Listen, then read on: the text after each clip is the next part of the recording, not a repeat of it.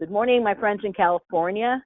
I hope you are well and hanging in there during this crazy time.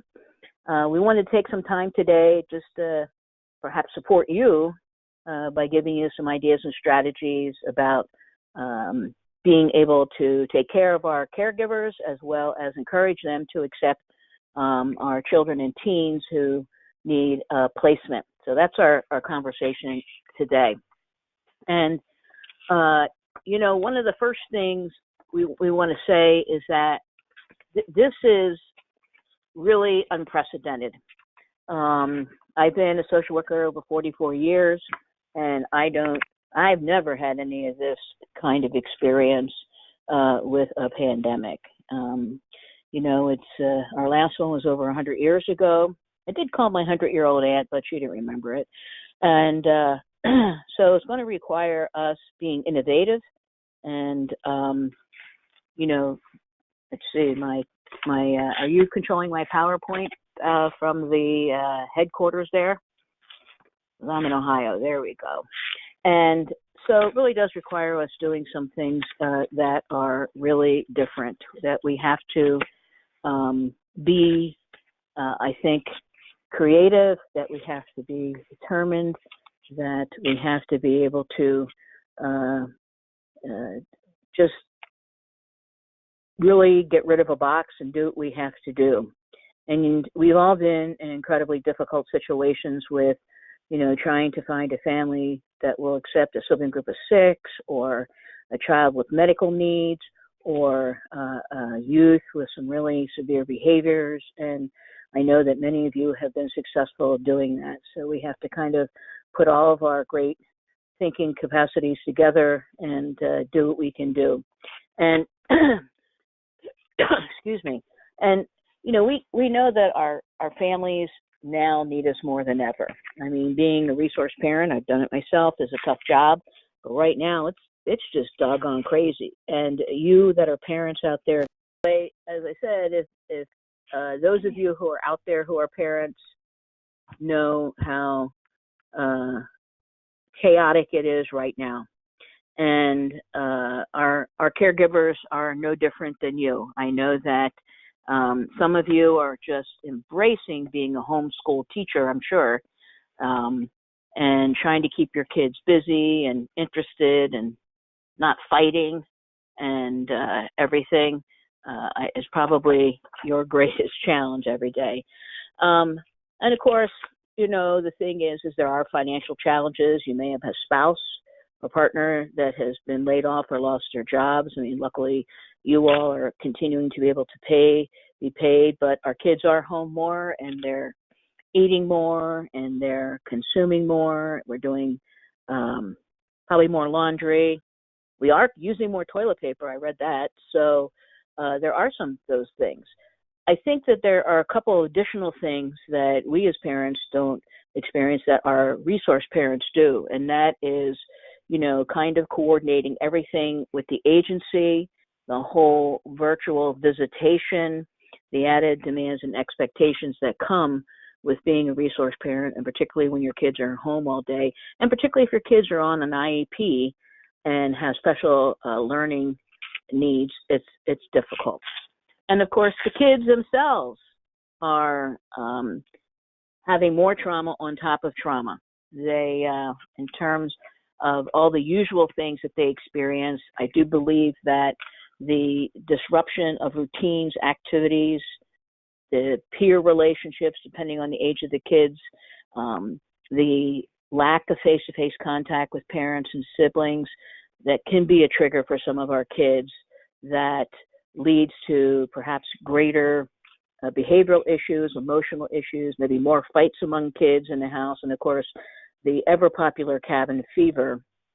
And for those of you in California that live in the parts that are having nice weather, although I don't think Southern California is having nice weather today, keeping kids inside or keeping them from the playground or the usual group activities that they do, they're going crazy. So, so it is really, really crazy. So we just wanted to kind of just put it out there about what's happening so that we can do a better job of being able to, have families receive our understanding about what's going on.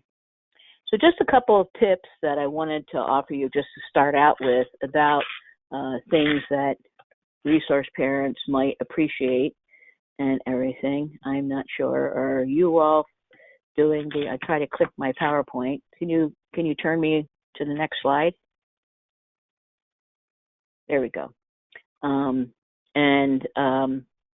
So there's some, as you can see at the bottom here, some more information that you could share with your families.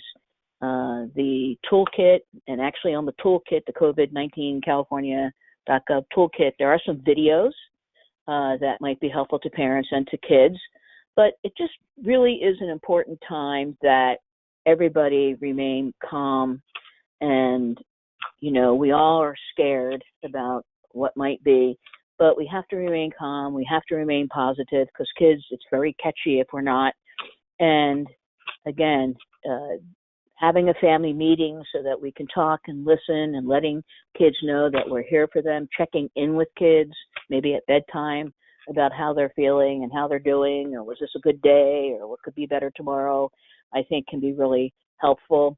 And, I've actually heard myself, people blaming different people for this particular pandemic, and I think that's probably not a good thing to do, because it does lead to people being stigmatized. There, I got it out.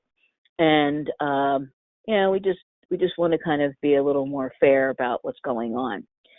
I know that there is a great deal of information that we are being bombarded with every day, online, certainly TVs, special press conferences, the local news, the national news, radio, newspapers, probably People magazine. And so we have to maybe take kind of like disengage our kids from that a little bit, unplug them a little bit, and get them to not be taking in all the information. I remember when 9/11 happened, my great niece and nephew were 2 and 4 at the time, and they were even like repeating things that they heard. It was scaring them. Somebody going to crash a plane into our house. And so, let's kind of limit what kids see or hear. And I think the information that they do get, should be honest and should be accurate and age appropriate. And that's why that link at the bottom there from the CDC that has a whole nice couple pages on talking with kids would be something great to for yourself, as well as to share with our resource parents. The next thing is that, and these are no-brainers, and this is something that probably kids should be doing all the time, but they just don't remember. They'll sneeze and they'll wipe their hand across their nose, and then they're touching toys and other things. It's kind of gross if you think about it. And of course, washing hands a lot. I had to laugh that my great nephew, who lives in California, who's 8, I said to him, you got to be washing your hands a lot now. And he said to me very indignantly, he said, well, I do wash them once a day. So obviously at 8, you still haven't mastered the task of washing your hands a lot. And so we do have to remind kids to do that, and why it's so important, and that they're doing it properly. I think because it is a really tough time, that we want to provide reassurance. We want to be patient, understanding. It's, I was just telling somebody earlier that, I'm getting tired of people at my house. I wanted to change them out for some new people. They probably feel the same thing about me. And I think as much normalcy as possible is really helpful. Even those of us who are working remotely, and I do it a lot, so kind of getting yourself into that routine of getting up and setting up someplace where you're going to be your home office so that you can do your work helps a lot. And likewise with our kids, trying to have a schedule and routine, because that's what they had done before all this started happening. So our next little thing here, if we can click. If we click to the next one, let me see, I'll try this. Did that work? Yeah, there we go. So if we can, this is an example that came out of an agency in the Foster Care Adoption Coalition in St. Louis, and I just wanted to share it with you as an example of a schedule that they put together for their kids to keep them in a routine. So, they got to do some school stuff. They've got to, maybe get some diversions from that, because even at school you have music, maybe in art and PE and things, but also some quiet time because, well, parents need that. So it's just a good thing for kids to have that posted so that they know what's going on. Probably some of you have done that already at your own homes. I know some of the kids in my family are having very active academic lives, even in, elementary and junior high. Their schools have given them a lot to do. Other schools have not. And so their parents have created schooling for them, like their home ec classes, which is vacuuming and dusting and cooking, and PE, which is walking the dog for half an hour. So they've been pretty creative about putting some stuff on the schedule every day for their kids to keep them kind of in a routine, which I think is pretty helpful to them. So moving on, and again, I'm going fast because we got a lot to talk about today. We're going to get to it. And as I said, we've never seen anything like this before. That determination, again, you have placed difficult kids. You've been in difficult situations before. You need that determination to get through it. And being creative, this is where you put together your head with another colleague and come up with a strategy or an idea. And, they may have something that you hadn't thought about that you could use, such as, maybe, this kid's, been diagnosed with COVID. Can we get a home health aide in to the house to help with this child? You need to know the resources. And this is, again, where other colleagues can be helpful in sharing things with you. Other resource parents can share ideas with you that they've tapped into. And so also, reviewing sites, links, all the ACLs have stuff in it. The CDC, the CDSS has stuff on their website, the California Public Health Department. Have familiarity with your local, your state, your national resources so you can share them with your families. There you go. Networking, yes. I think it's important for us to, and I'm going to say some things more than once today, because why is that important? And it applies in different areas. But being able to connect our resource parents with other resource parents. If I have a resource parent that's struggling with the homeschooling, maybe I know another one who seems to have it down to a science. So let's connect them together. Someone's running short of diapers and they can't find any at their local grocery store. But I have another foster parent who seems to have found a supply somewhere in the community. So I think getting them to connect with each other is really important to be able to know that. And I think, again, even we can network with our own resource parents to get information to share with others. This is a tough time. Like I said, it's unusual, it's different, wow. I hope we don't have to ever do this again, we really need to support each other. And each of us have up days, we have down days, we have frustrating days, and I think we need to stay connected as colleagues and peers to be able to lift each other up and help them through a tough time. And having that hope that we're going to get through this, that you're going to find a family. You may have to look in different places. It may be where you least expect it, I think is important. And of course, to recognize that it's going to get better. I wish we knew when, but we don't. But it's going to get better.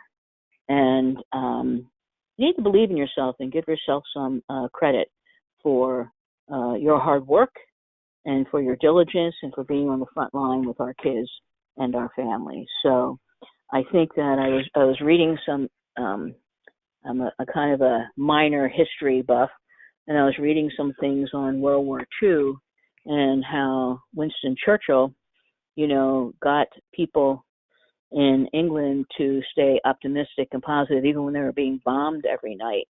And so, that they are strong, that they are proud, that they can be successful in beating this enemy that was coming at them with regularity. So we have to have that kind of same optimism as well. Okay. All right. This is the one I'm hearing the most about. All right. Not necessarily exclusively from California, but from a lot of other jurisdictions that I'm working with. And that is the kids that they seem to be finding the hardest to be able to obtain placements for. Obviously, kids at AWOL. And we have some kids who like to be on the revolving door program, whether it's in a group home or a facility or even a foster home or a relative home. And the problem is that when they AWOL and they come back, the caregiver, whoever that may be, is concerned about who they were hanging with. So that becomes one. Children and teens that have been exposed, perhaps someone in their family, someone that they were associating with, extended family or friends, may have had COVID, been diagnosed with COVID, or were experiencing symptoms, and so they're concerned about this child being exposed. And kids coming in with symptoms, a cough, runny nose, all those kind of things that are happening, a fever, and it may or may not be COVID, but people are concerned, of course, those who have been actually diagnosed. And these are very tough situations because everybody, you on this video conference, would probably be concerned as well about, geez, who's coming into my house? I don't want anybody bringing this into my house, and I don't want anybody getting sick in my house, and worse, having to be in the hospital, ICU, and perhaps passing. So to me, it's like you can't take this lightly. It's for real, and certainly watching the news every night, you're hearing about it. So I'm going to go through a series of things that we can think about and talk about of how to obtain placements for these kids who are particularly those on the left side who have some special situations. And I have gone through your ACLs and your guidances regarding this. So I pulled out some things and I wanted to make sure that you're aware of, and I've added some things. We know that these kids, regardless of their situation on the left-hand side of the slide, they can be cared for in a family setting. The vast majority, there's lots of people who probably have symptoms of COVID, but they are mild and are being cared for at home. It may be that, is there somebody in this youth's family that would be willing to care for this young person? We even need to think about reunification, and a lot of places are doing that now, that they're looking at kids who are living in group care and say, is this a time that this kid can be reunited with their parents or a family member? So that's something to consider and think about. We can quarantine children in a bedroom alone, and we'll talk about that a little bit more, about how that can happen. And of course, letting families know that they shouldn't be sharing bedding and towels and dishes and glasses, how kids eat after each other, that shouldn't be happening. And that everybody should be following whatever the healthcare professional, the doctor or the PA are saying. There are additional supports in the community that we could obtain for the family that would be helpful. So home health care might be able to come in, food delivery, meal delivery, things like that may be something that could be helpful to a family in this situation. One of the things, though, that I have heard around the country has been the deal breaker is when agencies are having frequent and regular communication with the caregivers, that you're just checking in with them. And the families, when they hear from you, no matter what way that you contact them, feel that you haven't forgotten about them, feel that you have their back, which is really, really important, and that they're going to have access to whatever necessary supports and services that they and the child need at this point in time. Another piece of the deal breaking, if you're going to ask somebody to take a child on that left-hand side of the paper, is that here's my number, I'm available to you, you call me, I will answer the phone.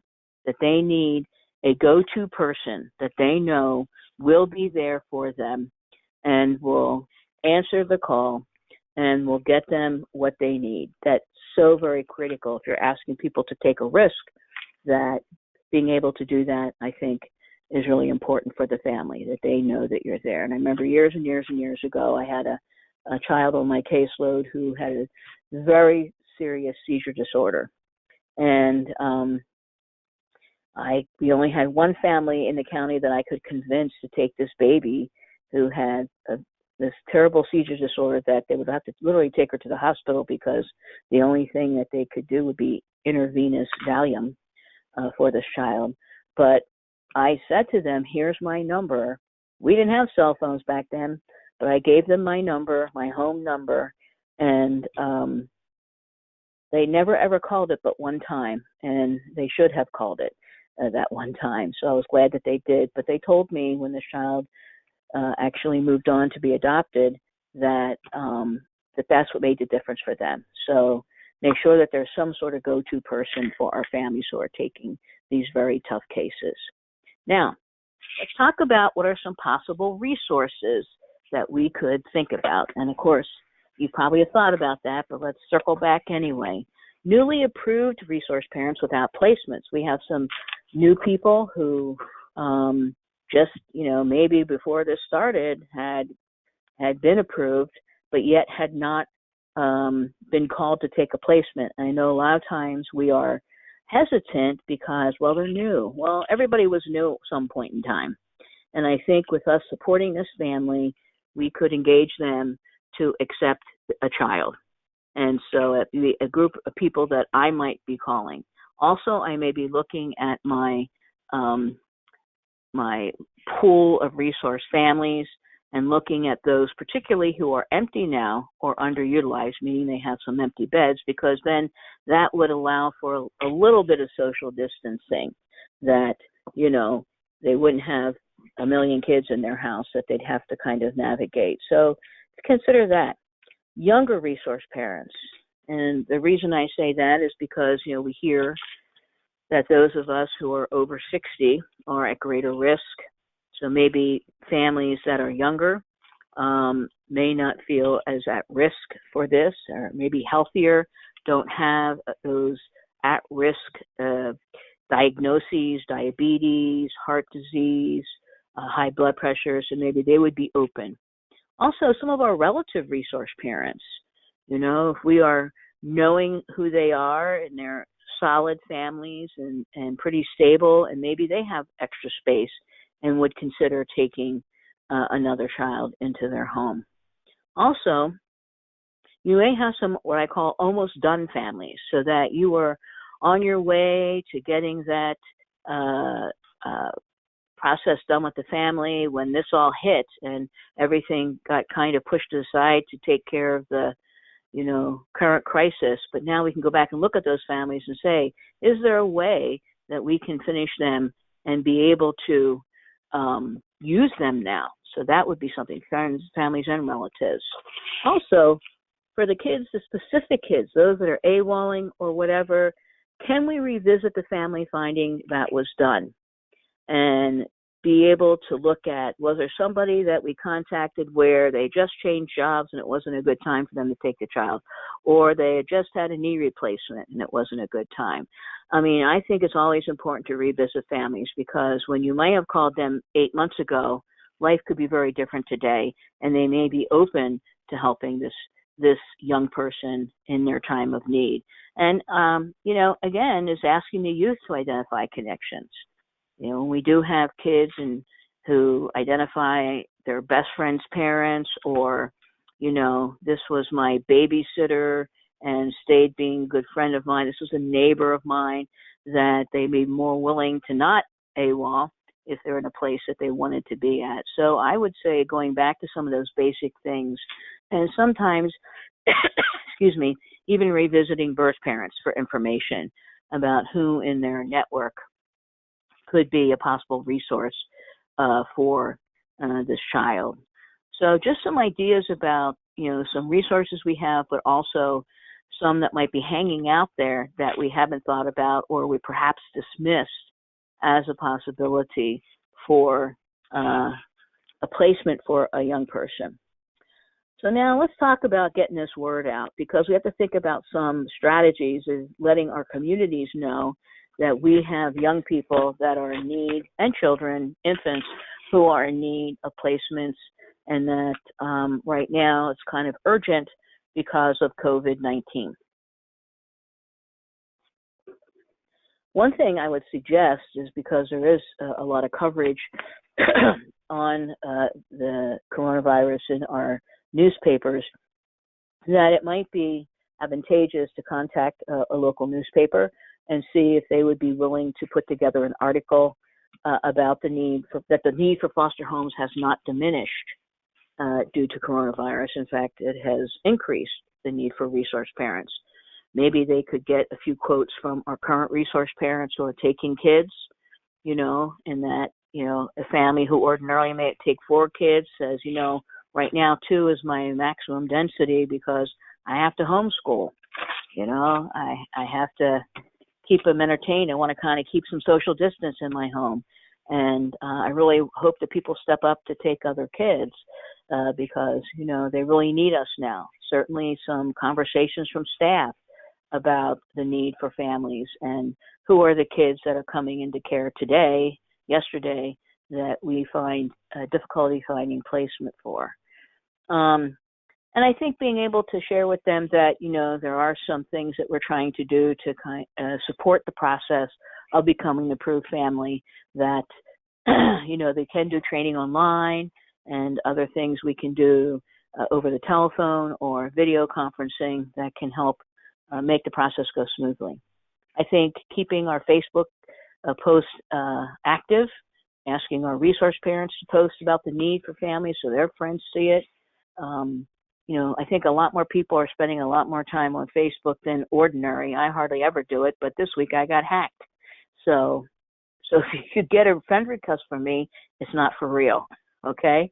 Also, can we get a little blip on the local news, at 5 o'clock, where we have some interviews being done, even if it's just a 30-second or a minute, 90-second story. It would get people to understand that we still have, kids in our community. I mean, technically, child welfare are our first responders. You're in the trenches not as much, but in a different way than our medical professionals, our police, our fire. And so we have kids that need us, just like patients need doctors and nurses, that we have kids in our community that need families to be there for them. We can send out Twitters also. Some people are better at this kind of thing than other people, so maybe you can find the people at your agency that are, I can read Twitters, I just don't know how to send them. So, I've got to find the people a little more skilled than I am, I guess. I think another thing is to, we've always talked about using churches and schools, and of course our schools are closed, but they are communicating with parents, through email and other means. A lot of churches have turned to a virtual services, and if we're able to perhaps have them make an announcement or put an article that we write, doesn't have to be long, but that there's still a need for this.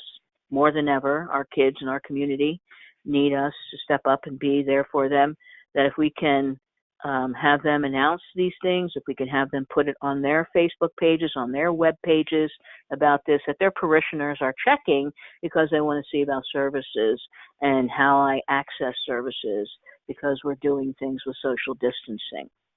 I think another one I was thinking about is, what about the people who expressed interest before? May have even started the process, came to an orientation, turned in a little paperwork. Maybe they even started training.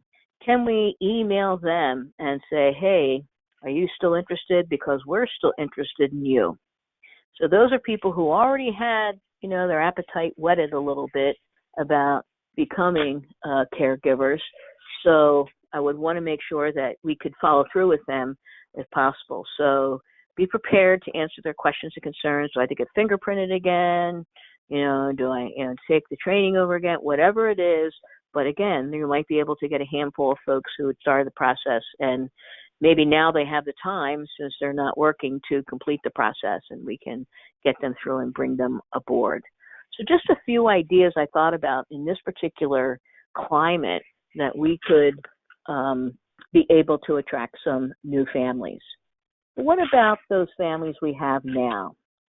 They're anxious, they're nervous, they're worried, they're ambivalent about doing this. So I wanted to spend a few minutes talking about how can we encourage a yes when we call them, all right?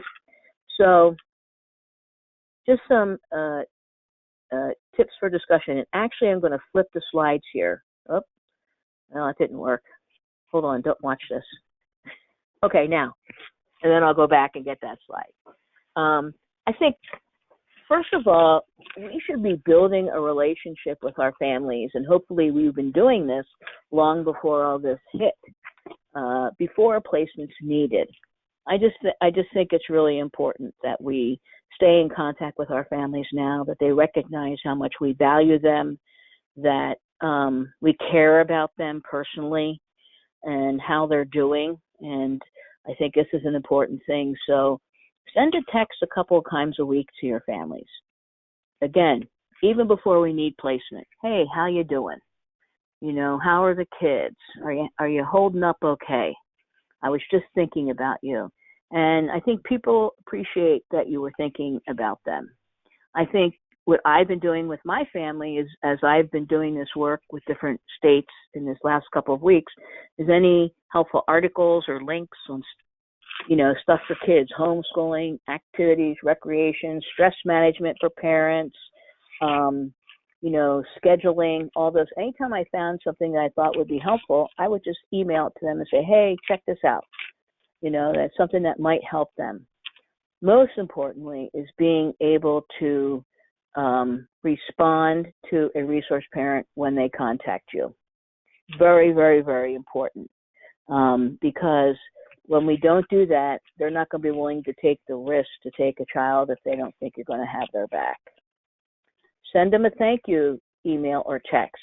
I can't say this enough, how important those two little words mean, how much it means to our caregivers to hear thank you, because nobody really gets what they're doing in terms of this caregiving thing. I mean, certainly as a caregiver myself, when I was a foster parent, people were like, why would you do that? So somebody has to appreciate them, and we are the ones that should do that. I think it's also important because there's a lot of conversation going on among our resource parents. They're having, you know, coffee with caregivers was one. They're having online chats, Facebook groups, whatever. You know, the parents are connecting with each other because they have this unique situation of being a resource parent, and they love it when they're able to talk to the people who get it. So if you hear about something or see something, hey, say this might be something that you'd like to do. I think having a call with them just long before your placement's needed, to say, hey, we're just checking in with all our families to see how they're doing, and, you know, would we be able to count on you to accept the placement for a child or teen? And I'm going to actually have a couple slides that I'm going to talk more about that conversation. I think also ask them at a minimum if they could support another resource parent who is accepting children or teens. Would you be willing to bake a lasagna and drop it off on their front porch? You know, would you be willing to go shopping for them? Would you, if you've kind of gotten the school thing down, would you be willing to help them with schooling? And even if you don't have children in your home, can you help somebody else who has children in their home? Can you provide respite? You know, what is it that you can do to help another family? My neighbor, unfortunately, is suffering from cancer, so I've been texting and saying, hey, can I go to the grocery store for you? Can I, we bring in their trash cans for them. We take their trash cans out for them. We bring in their mail and their newspaper, put it on their front porch. And, whatever you can do, though, every little bit helps. So if we can get them to support another caregiver, that would be awesome. I also think it's important to keep people in the know and to be transparent. So if we are able to send out some group emails to our research parents, let them know what's happening at the agency. Everybody's working remotely, or this many people are working remotely, or whatever, that, in this last week, our our emergency response staff has been out. We've had to remove this many kids. I think it's really interesting and positive to share some inspirational stories. You know, you don't have to share names or whatever, but, you know, we had a foster parent in our county who, you know, was able to rearrange the house so they could take a child who was exposed. And so, you know, the child now is out of quarantine and the placement's going well. And I think any sort of quotes from resource parents and staff and even kids, I think can be helpful. So kind of like a mini newsletter just to keep them in the know of what's happening and any new things that you've become aware of in terms of resources and supports in the community. And I think that can be a really helpful thing to our families to feel like they're not isolated, that they're not alone, that we've forgotten them. Oh, I have to go back to the previous slide. That's right. Okay, so let's take a look at this. You know, so when we are talking to our families on the phone, a couple of ideas that I think can be helpful, all right? And I have another slide too. And that is, you know, can we thank the resource parent for their care of the children and teens? We should be doing this all the time, early, often, every time. And all of us, not just the RFA staff. If you're the person who's dropping off a child at 2 o'clock in the morning, you want to thank them. You know, if you're the one who's arranging the virtual visitation, thank them. I just think it's really important to do this. And it's such two little words that we don't use often enough and we take for granted. So this is why I'm repeating it multiple times. Yeah, I don't want you to think I was losing it here being stuck in my house for 5 weeks. Also, I think is, again, to reiterate to them that kids are still coming into care, that even though the gym is shut down, schools are shut down, churches are shut down, stores are shut down, that child welfare never closes and that kids are still coming into care. And that it is traumatic, just the act of removing and separating kids from their families is very, very stressful. And that this experience of COVID-19 is putting gasoline on the stress fire for the kids. And to me, if we place kids in a group care setting or in a shelter or whatever, it can be really distressing for the children because it's abnormal. But if they're able to be in a family, it's more normal. So they can be comfortable and feel safe and secure.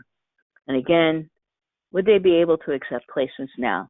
And if they're not feeling comfortable now, you know, if I provide them some more information, I'll get back to them.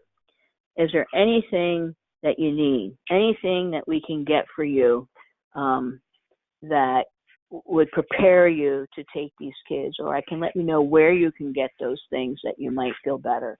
Maybe it's hand sanitizer. Maybe it's the disinfecting wipes. Maybe it's whatever, toilet paper. I don't know. But what is it you feel you need to be able to take kids and your family? Is it food? Is it a computer? And we should be able to identify a place where they can get that, or if we can't directly provide it to them. So let's prepare them and try to take away all the reasons why they can't do it. It's kind of like when you're trying to get your kids ready to go to bed at night.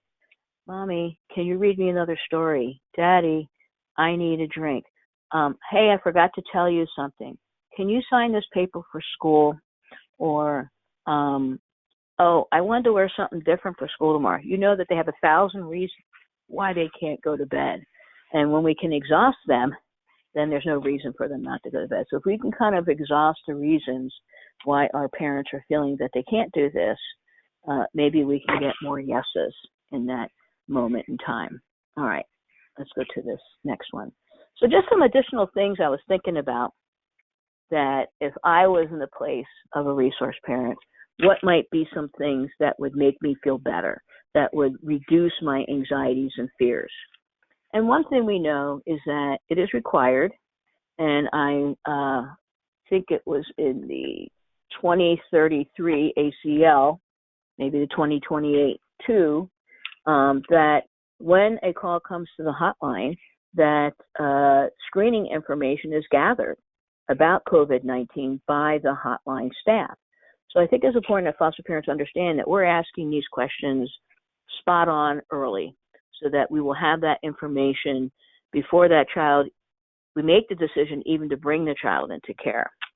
Next is that the screening information is repeated, the whole process is repeated by the investigating social worker when they talk to the parents.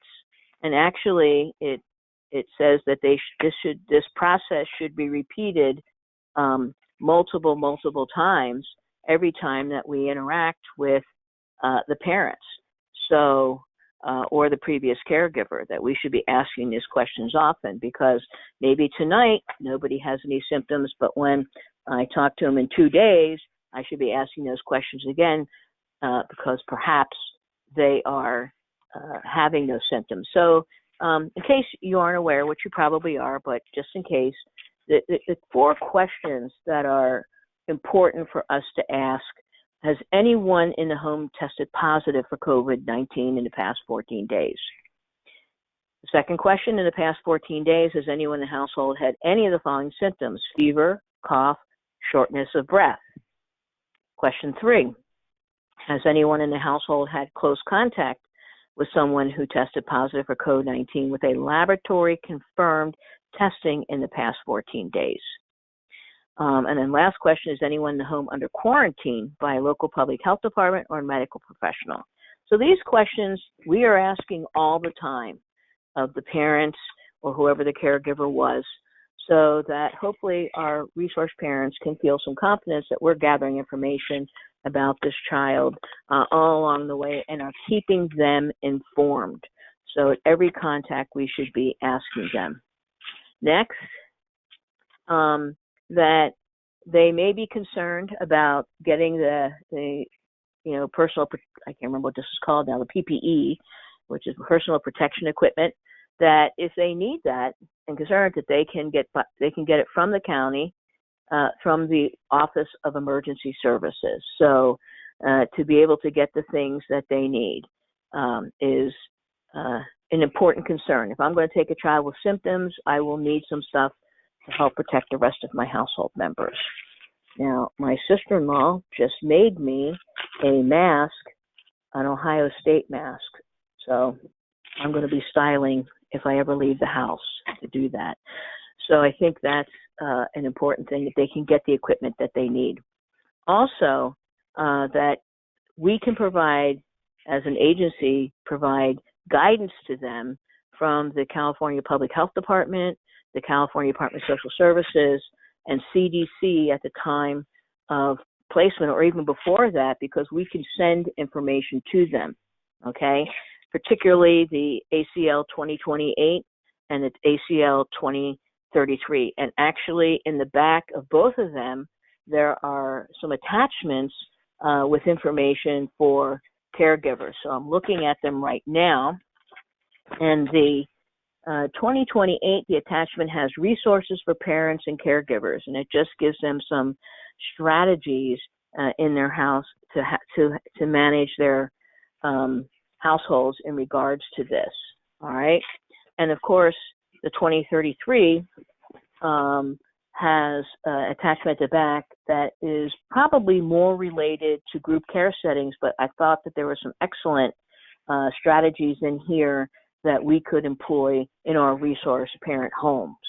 So 2 great documents that might be helpful to the families, that they could read in advance, that, make them feel better or feel more in control and confident, I think is important. And we've attached both those as a handout to you so that you can take a look as well.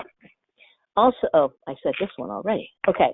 The other thing is that that we can help you connect with community services, I should say, if you or the child need it. Sorry, a little typo there. So it could be the things helping you identify a place for delivered meals or having groceries delivered, prescriptions. I mean, right now, I know at CVS, you could call them and say, hey, I need diapers, I need baby wipes, I need whatever, and you can get that delivered to your home as well. I think people are really being very flexible and trying to be as helpful as possible to be able to support people who should not be leaving their homes. So I think that's an important thing. Maybe, again, home health care might be something that a family could use. So just thinking about those kinds of things. Also, we can help you problem solve. If a child comes in and you're concerned, how do I quarantine and isolate a child in my home, a child or a teen? And so thinking through bedroom changes, maybe using other rooms in your house for isolation. I know that's your sewing room, but, we could set up a bed in there and a child could be in there and,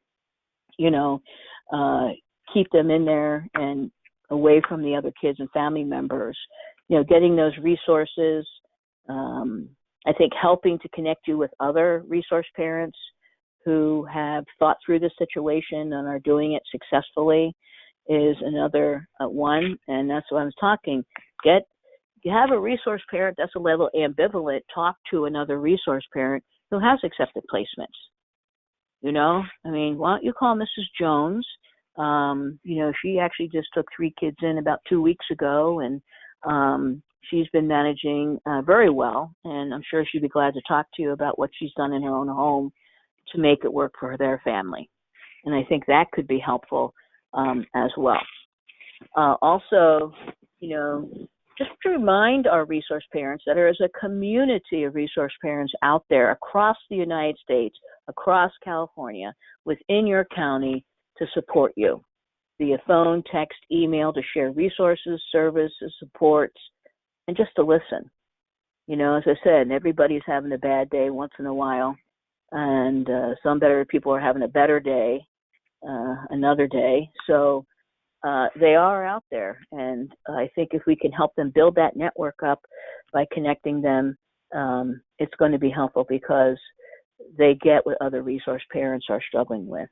And I think most of all, it is important that we remind them that we will be here for you.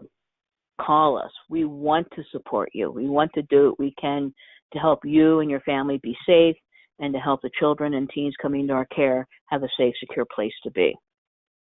So just a few other things that can be helpful. And I think I would encourage you to read up on the 2033 and the 2028, as well as some of the CDC things, that because you can become more knowledgeable and answer questions on the spot for the families. A few more questions as families say yes about taking kids.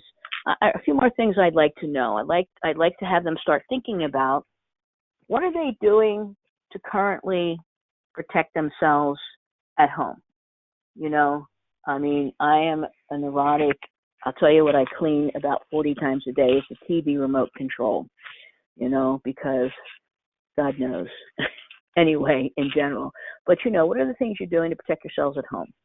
What are you doing when you go out in the community? I got my little Ohio State mask. If I ever go out in the community, last night I drove to the post office just to put stuff in the slot, the drive-through slot. I wore my mask.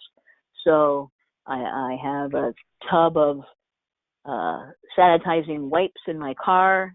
I have a lot of them anyway because I travel on planes, so I keep a lot of those sanitizing wipes and, hand sanitizer. So what are they doing to protect themselves? Because the other thing is we want to make sure that they stay healthy if they're going to have kids in their home. Is anyone working outside the home now? And maybe they drive for UPS. Maybe they work at the grocery store. Maybe they are a home health aide at a nursing home. And so what are we doing when those folks come back into our house to make sure they're not bringing in the COVID-19? We want to keep everyone in the house healthy, adults and kids alike.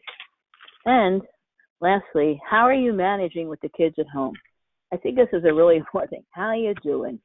I think a chit-chatting with the phone, maybe a little humor, a little distraction might be a good thing for them. And I think, too, is what is the child care plan in case you or your spouse get ill? What's your thoughts about quarantine? Will it be that your husband's going to go over and stay at his mother's? How will you keep the kids safe from not contracting the COVID-19. So just a few other questions for food for thought for our families to consider and think about. I think as they continue down this road, because we want to make sure that everybody is safe and protected and that they're not becoming ill. But again, there is a chance. It's just amazing to me. There is always a chance that a caregiver can become ill. So what do we do then? So I have a couple of resources up here. And again, if they're exposed to or test positive, we have to make sure that they have the support they have to care for the child. The fact that they're sick isn't necessarily a reason to move the child. It should not be the child. And if we can help them think of a plan to self-isolate, that's great. And you can see there are a couple of different links here.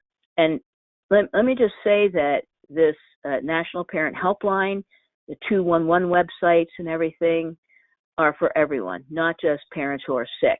But I think in particular, if a family does get sick, that these would be incredibly helpful for them if the parents become ill. But I would recommend these websites to any parent who is just trying to find, more food or diapers or clothing or whatever, that they can be using these resources to help them think through getting through this very difficult time.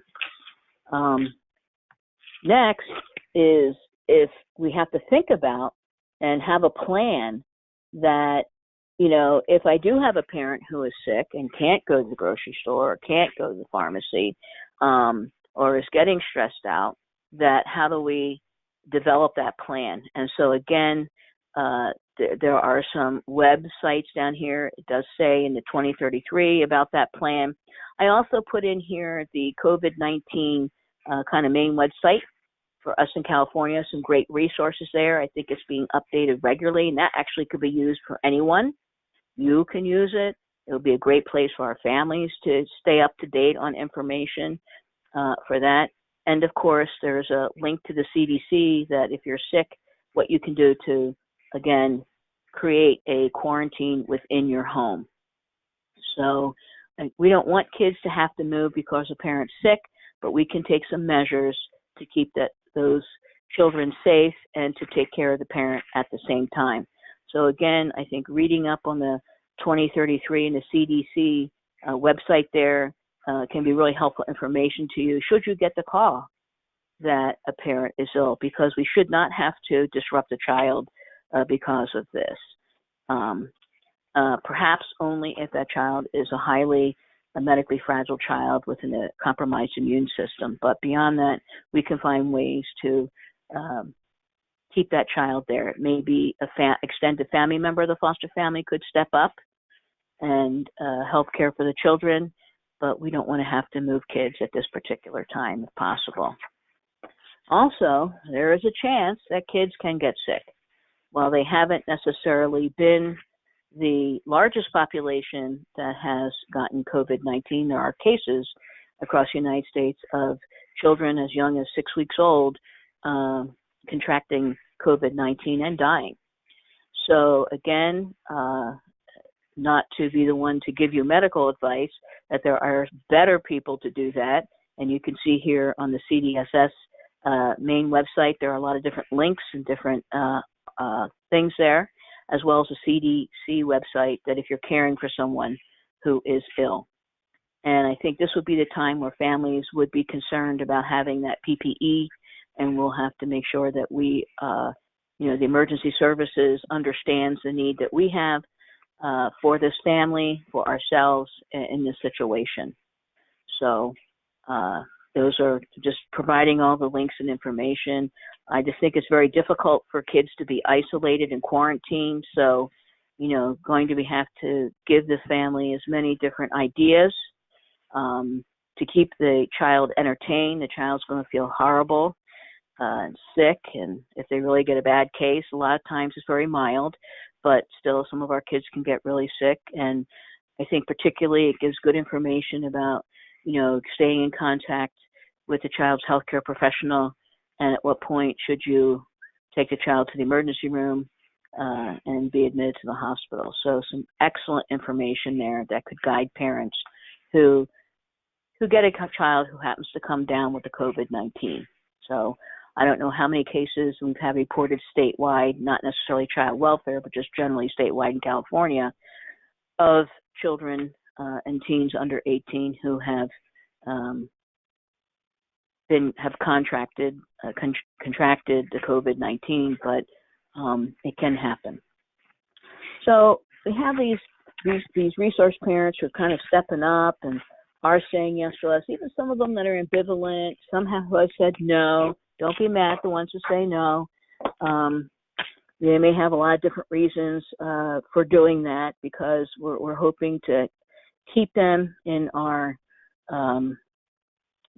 pool of families. This will be beyond this at some point in time, and we'll still need them, because we have to think about what it's going to be like once kids go back to school, and the referrals that may come in may go up a lot at that point in time. So we'll need every resource parent that we can get at that point in time.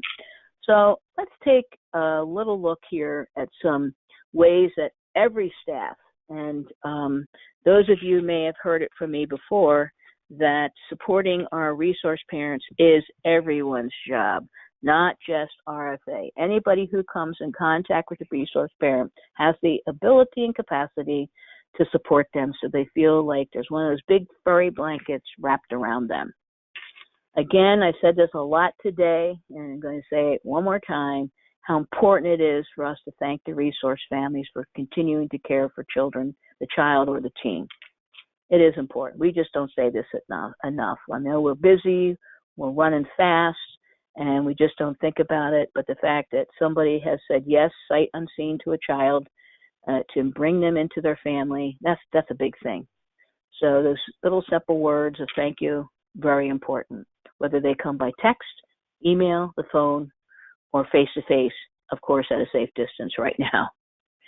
I think we should, again, as I mentioned earlier, reach out regularly to check on them via phone, including text messages. You just send a little something, I'm thinking of you, hope you're hanging in there. Have a better day than yesterday if they called you. I think is a little important thing to do regularly. I know that talking to many of my colleagues, that we have stayed in greater touch with our families through text and emails and phone calls and Zoom calls and house party and everything. And I think it's important we stay in touch with our resource parents as well. I think getting them connected to each other is a big thing, because they can figure out where stuff is in the community. And, hey, I know this teacher who's doing online help with the math lessons, or I've had this link that has really good science stuff for kids, for school. I can send that to you.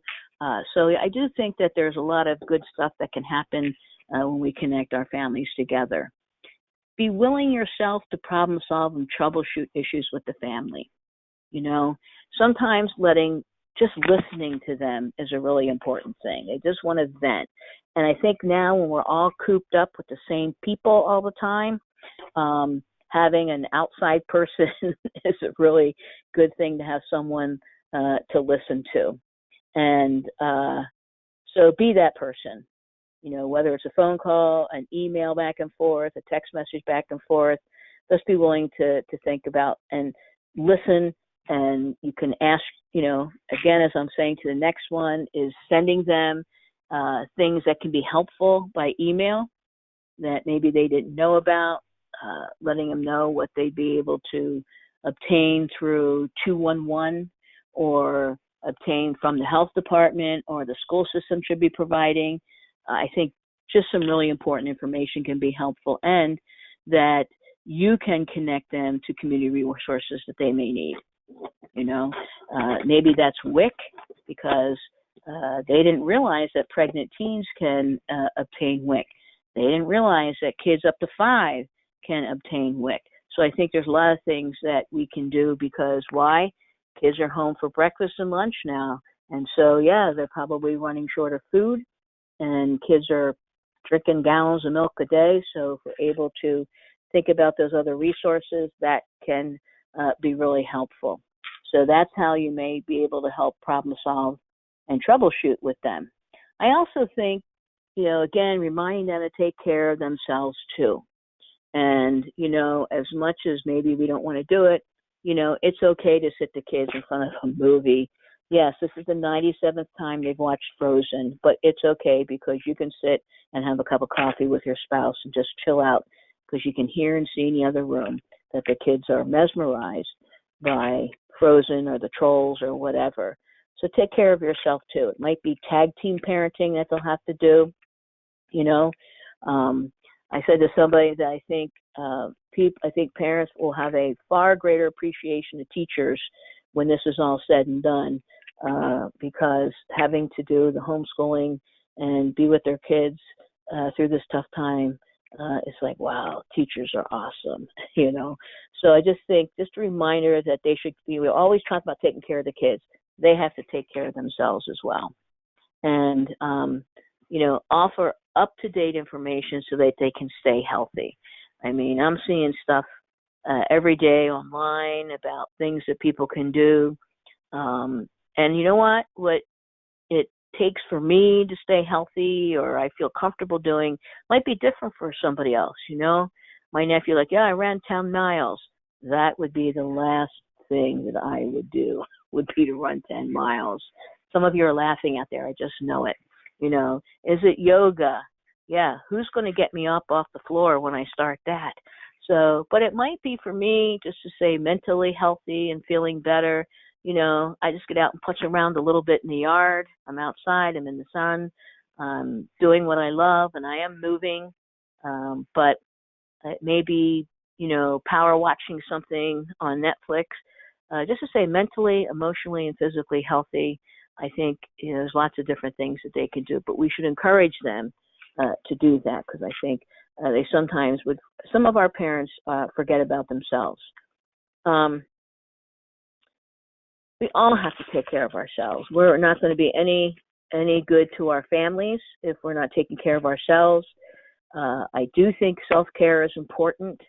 I know a lot of us are stressed out because we can't get to the hairdressers or we can't get to have a pedicure or the gym. When this first started, I thought, this is great. I can go to the gym now. Well, then it closed. So that's kind of off the thing. And then they closed the parks because there too many people were going to the parks. So, but you have to figure out what you can do given your situation. I have been getting good sleep. I've been trying to have good food, good exercise, not as much as I should be, but yes, taking care of your family is an important piece. That for some people that makes them feel really good to know that they've nurtured and cared for their family. And reaching out for support. I'm trying to keep up with all my friends and call them and my family members and we'll laugh, we'll joke on the phone, but it is a support about how we are managing with being cooped up in the house. Disconnect. I can't watch the news all the time. I just can't handle all that, and I think that's an important thing. And I actually have a book I might start reading just to kind of tease my mind away from all those things and being in the moment, being mindful. That's what I'm saying. Got the rocking chairs out on our front porch here so I can sit a little bit out in the sun and just be in the moment and enjoy that. And I think that's the stuff that sometimes we get so worried about everything else that we forget to enjoy the moment. And I say enjoy the little things that you've missed. One of the things being on the road every week like I am is I really don't get to cook that much. And so I've started printing out recipes and actually cooking real food. Luckily, we have a freezer, so it's whatever I pull out of the freezer, I find a recipe for, and I can cook it. But I just never get to do that very often. And so to me, I think that's something that you think about what it is that you've always enjoyed but have missed because you've always been so busy. And our families should try to do that. Whether that's doing a board game, doing a puzzle. I know that I have family members that are baking with their kids because they usually don't bake. You just pick it up at the grocery store. But now they're doing that with their kids at home, and they enjoy baking. And actually, the kids have started enjoying doing it. But try to go back and do those things that you've missed that you haven't had the time to do, and now because we're kind of held hostage, that you do have the opportunity to go back. Reading a book, that's something I never get to really do, so I'm going to start reading a book that's hopefully an easy read so I can get through it, be motivated to read another book. So I'm encouraging you to take care of yourself, because this will be over and we'll be back in the grind again. And again, I think that just a reminder that we are all in this together. We all need to kind of put everything on the table we have to share with others so that we can make it work, and that you have to give yourself credit that you're savvy, you're smart, you're creative, you're innovative, and we'll take care of the kids and the families of California. So I want to thank you today for spending this time with me, and I encourage you to keep up all the good work and to take care of yourself and our kids and our families. So thank you. Thank you, Denise. We really appreciate everybody taking the time. I know we went over a little bit, but if anybody has any questions, we would love to get those answered right now. Or if you want, you can email the CCR mailbox at ccr@dss.ca.gov.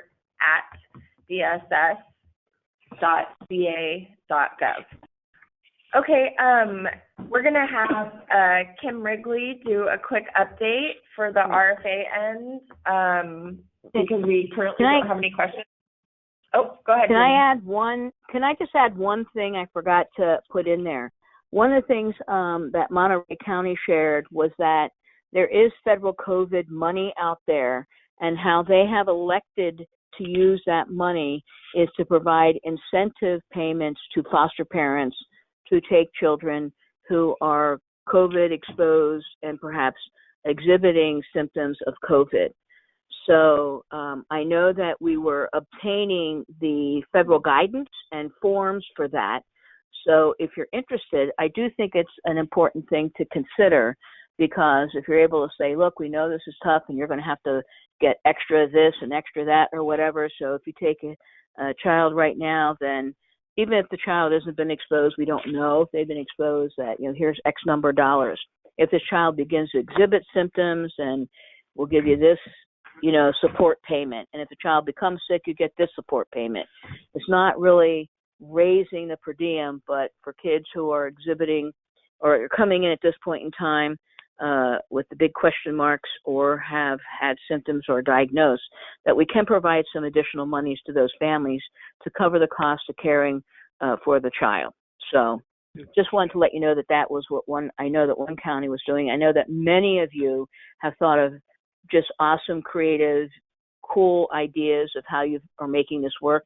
And if you would submit those to us, we would be able to gather them and send them out to everybody. So go ahead, Crystal. Wonderful, thank you. So we do actually have two questions regarding RFA and resource families. So Kim, regarding confidentiality, how does that affect using Facebook groups, et cetera, for resource families? So if they're going to be creating a group on Facebook or something for families to communicate. So yeah, when you're with the confidentiality, the primary thing is to still protect the identity of foster children placed in your home. We absolutely, encourage resource families to connect with one another and use those groups to help support one another. But in terms of, through those chats, providing any identifying information about the child, those confidentiality laws are still in effect and need to for the child's protection and privacy rights. And I know I listened in for a little bit with a coffee Zoom yesterday with some resource families, and so I think they did a great job, and it was nice to hear them reaching out to one another just for moral support, to see a friendly face. But the confidentiality laws regarding child's identity do still remain intact, so we do need to be mindful of that. Okay, and then the next question, has there been any updates from CDSS regarding RFA process and COVID-19, or is it county determined at this time? So I do appreciate the question. I did want to give folks an update. I know many of you are very anxious for guidance about the resource family approval process from the state. We do have an ACL, an all-county letter that is been written, and it is close to being released.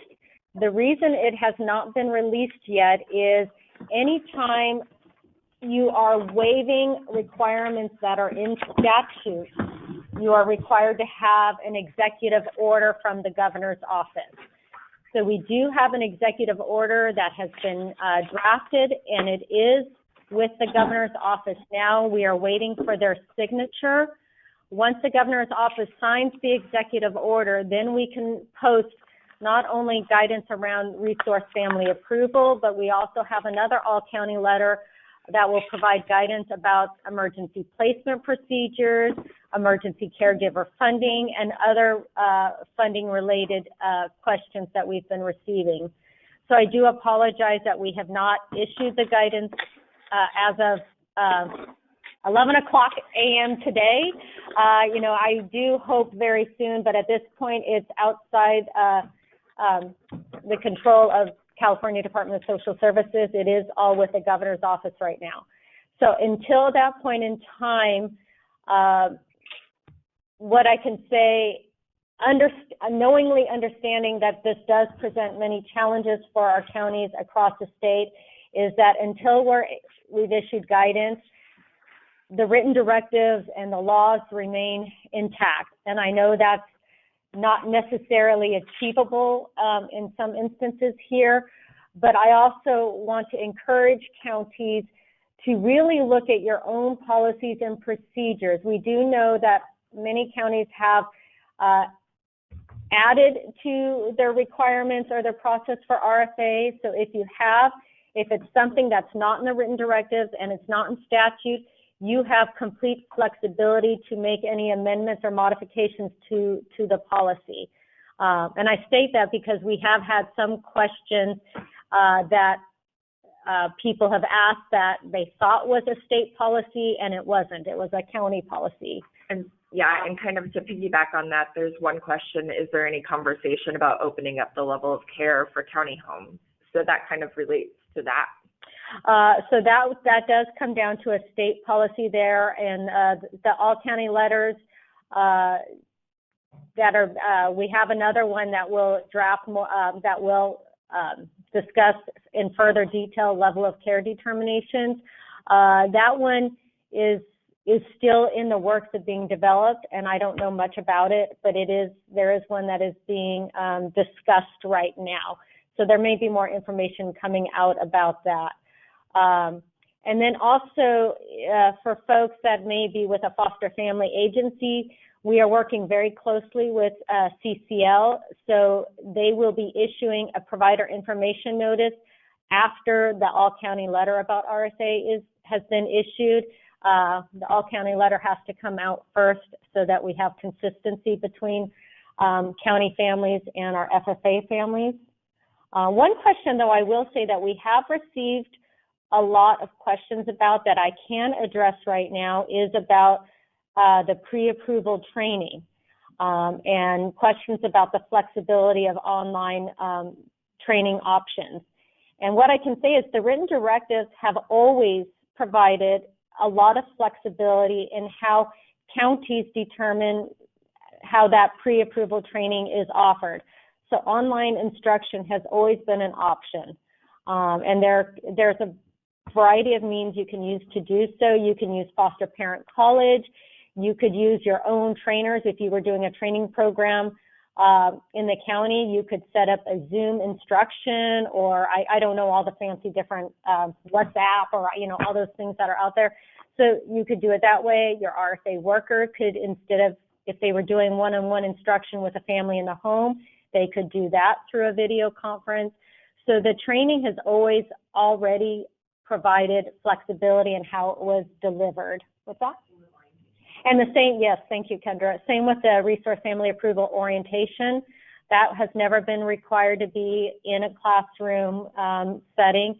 It's always had the flexibility. So in terms of the training, That is already out there.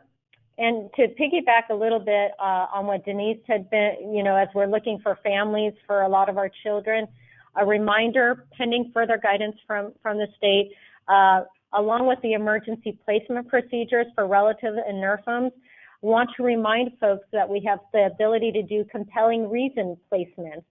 So if you have a non-related, a community family who has completed their background checks, completed their home health and safety assessment, and they just couldn't get through the rest of the process because of everything happening, they would be eligible for a compelling reason placement, because this would be a compelling reason that you need this family at this point in time for placement of a child. So I want to remind folks about that option. So we have a few more questions. Is there going to be any, let me back up. Yes, we will be sending out the PDFs for everything that was on today. Wondering about the home walkthrough piece for RFA process, and is that going to be in the ACL? Also about doing a home study on Zoom or Skype, as well as is LiveScan going to be up and running anytime soon? So, okay, multiple questions that I can address to a certain degree. Home study, that's an adoption-related term, so I think what the person is asking is about the interviews for the family evaluation. If I'm incorrect and you are defining home study differently, please let me know. But the interviews for the family evaluation, how to conduct those, will be addressed in the all-county letter. I'm not able to say much more about that at the moment. And the reason for that is in case something changes pending the signing of the executive order, I don't want to release more information about it. But separately to that, there was a question about the home health and safety assessment or the in-home inspections of the actual physical home. What I can say about that is not something that is in our executive order to waive. So what that means is the guidance in law and the guidance in the written directives, which we are not waiving, is to do an in-home inspection. Now, we do clarify some information about that further in the ACL about proper safety measures, and we have already issued guidance in some of our other ACLs about that. But the in-home inspections, home health safety assessments, those are not being waived, and we are clarifying that information in the letter. And the reason I'm sharing that information is because it is not part of the executive order for a waiver. And I'm sure that's going to raise more questions, but the reason for that is looking at the home of an applicant is vital to the health, safety, and well-being of a child, and that's very difficult to do through a video conference. Having a family guide you through their home is not the same as you seeing the home for yourself to determine if it meets the health, safety needs of a child. Sorry, Crystal, and I do want to I'm going to go back to the family evaluation part. I would like to remind folks that the written directives do provide flexibility for video conferencing for other adults in the home. So that is already there, but I know the written directives, the questions are more about the applicants and children in the home, and that information we will provide in the ACL. And the last part of that other question was about the LiveScan offices, the background checks. I have a follow-up question. There's a family who's taken an adult son due to COVID but does not have the LiveScans completed and cannot get one done right now. Is there more direction on what to do in this scenario? So apparently the LiveScans are having issues. Yes. So the information about that will be in not the RFA ACL that I've been talking about, but in the other ACL that I believe will be released almost simultaneously with the RFA one, the emergency placement funding one I mentioned earlier. So information about difficulties related to LiveScan will be in that ACL. So that will be coming, But I do encourage folks to, and if you need the link, we can provide that to you. Department of Justice is updating their website with a list of live scan offices that are open. So I very strongly encourage you to check the DOJ website and see if there is a live scan facility within a close proximity to the applicant or other adult residing in the home, whoever needs that live scan, to check first and see if there is one that is open within a close proximity to their residence so that they can complete it. And then in situations where that is not possible, the ACO will provide more information. So next question, you just talked about how we can certify a home as long as the background check is completed in the home study. What are things that they can skip to still certify them? So I'm sorry, I'm getting confused with some of the terminology of home study and certification. Yeah. I think you mean approving the family, and again, I think home study is being used instead of family evaluation. You know, in the adoption world, the home study was the actual written document. So I'm trying to guess what the question is, but I believe the information about approving a family and the interviews will be in the all-county letter. Okay. Does the walkthrough include initial or the ongoing? Both. Okay. Any checks of the home, the department has determined is necessary to be in person, and I can't remember if it's 2028 or I think it's 2028. Already issued some guidance around that in terms of child abuse investigations. So some of that information is already out there, but the RFA ACL will provide more information about that. Somebody mentioned proper gear to enter homes. How is that going to be facilitated? Are they, because they are a frontline worker? So I think many of our ACLs have discussed protective equipment and safety measures, prevention measures for our frontline workers. So there is information in the all-county letters that have already been released about that. Additionally, I would encourage you to talk with your county management to see what measures they have, or if you are having difficulty, to contact your local Office of Emergency Services. Now they're talking about annual renewals. The inspections for are they only for emergency placements or new cases and not annual renewals? So any home health safety assessment, in-home inspection is required to be in the home, but there will be more information about annual updates in the ACL. Okay. So somebody commented saying the DOJ live scan facilities that are open during the crisis has been sent to counties by liaisons. Perfect. Yeah, so let's see, physical.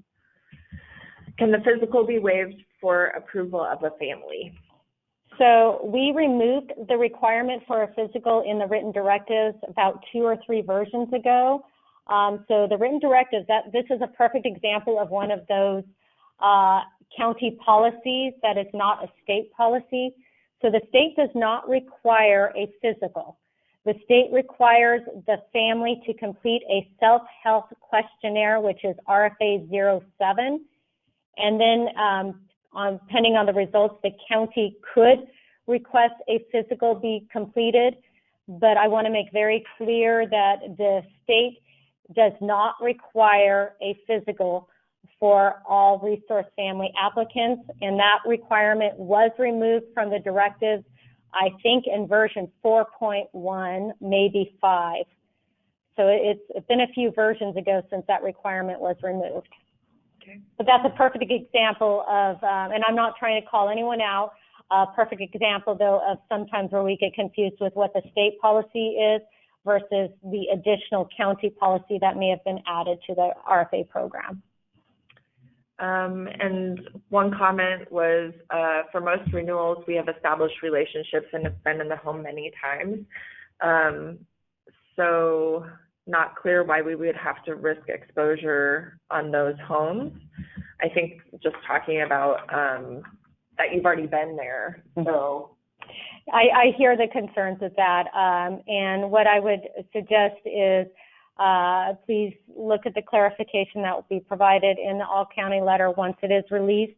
And then we do intend to have a follow-up technical assistance call where people, we imagine, will have some questions, concerns, comments about some of this information.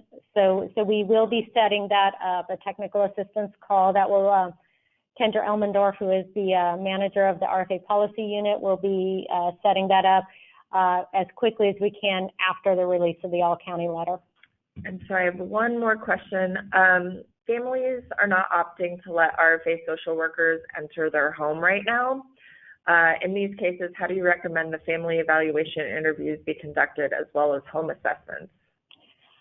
So we do have, some of that will be in the all-county letter, and I do believe we address some of that in the all-county letters that have been released about letting people in the home.